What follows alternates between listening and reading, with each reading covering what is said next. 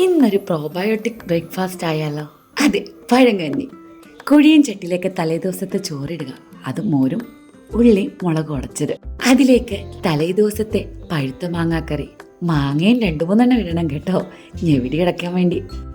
പിന്നെ കല്ലിൽ അരച്ച നല്ല തേങ്ങാ ചമ്മന്തി, അത് മസ്റ്റാണ്.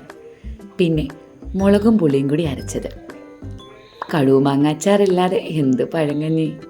നല്ല കുഴയൻ ചക്ക വേവിച്ചെടുത്തത്, അതും വേണം. ഇവനാണ് പഴങ്കഞ്ഞിയുടെ മെയിൻ. അധികം പുളിക്കാത്ത നല്ല കട്ടത്തൈര്. ഒരു പൊങ്ങനെ വേണ്ടി തലേദിവസത്തെ പുളിശ്ശേരി. നിർബന്ധമില്ല കേട്ടോ. ഉപ്പ് നോക്കിയതിന് ശേഷം ഉപ്പ് നീരൊഴിക്കുക, ആവശ്യമെങ്കിൽ മാത്രം. ഒന്ന് കടിക്കാൻ വേണ്ടി ചുവന്നുള്ളിയും കാന്താരിയും. എന്നിട്ട് ഇവയൊന്ന് കൂട്ടി ഇളക്കണം എൻ്റെ പൊന്നു സാറേ.